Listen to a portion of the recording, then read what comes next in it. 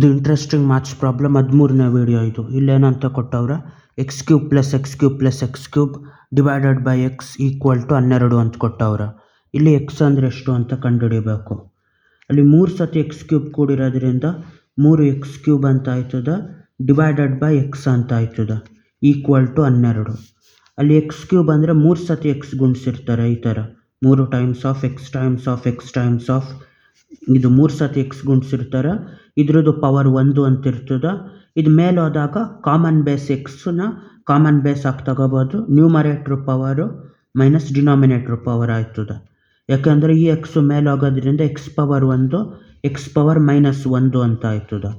ಇವಾಗ ಎಷ್ಟಿದು 3 X square equal to 12 ಅಂತ ಆಯಿತು. ಇದರಲ್ಲಿ 3 ಈ ಕಡೆಯಿಂದ ಆ ಕಡೆ ಹೋದ್ರೆ ಎಷ್ಟಾಯ್ತದ, ಈ 3 ಈ ಕಡೆಯಿಂದ ಆ ಕಡೆ ಹೋದ್ರೆ ಕೆಳಗಡೆ ಬಂದಿರ್ತದೆ ಡಿನಾಮಿನೇಟ್ರಿಗೆ. 3 1 3 4 12 ಎಕ್ಸ್ ಸ್ಕ್ವೇರ್ ಈಕ್ವಲ್ ಟು 4 ಅಂತ ಆಯ್ತದೆ. 4ನೇನೋ ಅಂತ ಬರಿಬೋದು, 2 2 4 ಅಂತ ಬರಿಬೋದು, 2 ಸ್ಕ್ವೇರ್ ಅಂತ ಬರಿಬೋದು, ಇಲ್ಲ ಅಂದರೆ -2 ಹೋಲ್ ಸ್ಕ್ವೇರ್ ಅಂತ ಬರಿಬೋದು. -2 ಟೈಮ್ಸ್ ಆಫ್ -2 ಮಾಡಿದ್ರೆ ಮೈನಸ್ ಮೈನಸ್ ಕ್ಯಾನ್ಸಲ್ ಆಗಿ ಪ್ಲಸ್ ಆಯ್ತದೆ.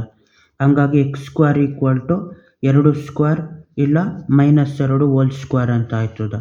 ಅಲ್ಲಿಗೆ ಎಕ್ಸ್ ಅಂದರೆ ಏನಾಯ್ತದೆ, 2 ಇಲ್ಲ -2 ಅಂತ ಆಯ್ತದೆ. ಅದು ಎಕ್ಸ್ ವ್ಯಾಲ್ಯೂ. ಇವಾಗ ಎಕ್ಸ್ ಸ್ಕ್ವೇರ್ ಮೈನಸ್ 5x ಇದು ಅಂತ ಮಾಡಬೇಕು. ಏನು 2 X square minus 5x plus 14. ಇದು ಕ್ವಾಡ್ರಾಟಿಕ್ ಈಕ್ವೇಷನ್ನು. ಎಕ್ಸ್ ಸ್ಕ್ವೇರ್ನ ಈ ಕಡೆ ಹೇಳ್ಕೋಬೇಕು. ಈ ಕಡೆ ಬಂದಾಗ ಎಷ್ಟಾಯ್ತದೆ, x square minus 14 equal to 0 ಆಯ್ತದೆ.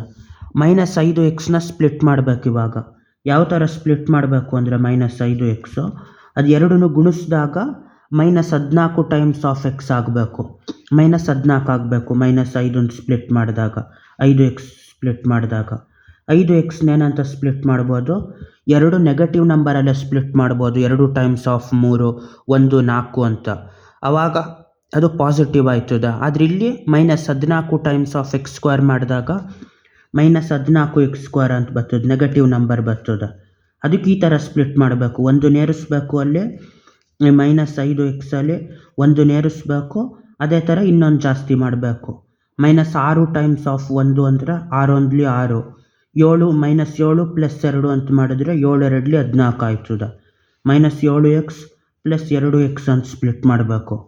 ಇದೆರಡನ್ನು ಕೂಡಿದ್ರೆ -5x ಬರ್ತದೆ. ಅದೆರಡನ್ನು ಗುಣಿಸಿದ್ರೆ 7 2 14, -14 ಈ ನಂಬರ್ ಅಷ್ಟು ಬಂದಿರ್ತದೆ ಇದೆರಡು ಗುಣಿಸಿದಾಗ ಆಗಷ್ಟು. ಹಂಗಾಗಿ ಇದನ್ನು ಸ್ಪ್ಲಿಟ್ ಮಾಡಿದಾಗ ಏನಾಯ್ತದೆ, x square -7x plus 2x -14 equal to 0 ಅಂತ ಆಯ್ತದೆ. ಇವಾಗ ಎಕ್ಸ್ ಕಾಮನ್ ತೆಗೆದ್ರೆ ಇಲ್ಲಿ ಎಕ್ಸು -7 ಅಂತ ಮಿಕ್ತದೆ, ಪ್ಲಸ್ 2 ಕಾಮನ್ ತೆಗೆದ್ರೆ ಇಲ್ಲೂ ಎಕ್ಸ್ -7 ಅಂತ ಮಿಕ್ಕಿರ್ತದೆ.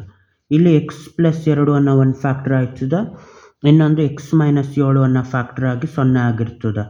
ಎಕ್ಸ್ ಪ್ಲಸ್ 2 ಈಕ್ವಲ್ ಟು 0 ಆಗಿರ್ತದೆ, ಇಲ್ಲ ಅಂದರೆ ಎಕ್ಸ್ -7 ಈಕ್ವಲ್ ಟು 0 ಅಂತ ಆಯ್ತದೆ. ಈ ಪ್ಲಸ್ 2 ಆ ಕಡೆ ಹೋದರೆ -2 ಆಯ್ತದೆ ಎಕ್ಸು, ಇಲ್ಲ -7 ಆ ಕಡೆ ಹೋದರೆ +7 ಆಯ್ತದೆ ಎಕ್ಸ್ ಈಕ್ವಲ್ ಟು ಅದಾಯಿತು ಎಕ್ಸ್ ವ್ಯಾಲ್ಯೂ ಅದೆರಡು. ಇಲ್ಲೇನಂತ ಮಾಡಬೇಕು, ಇಲ್ಲಿ 3 power of x times of 4 power of x equal to 144 ಅಂತ ಆಯ್ತು. ಇವಾಗ √8x ಎಷ್ಟು ಅಂತ ಕಂಡುಹಿಡಿಬೇಕು.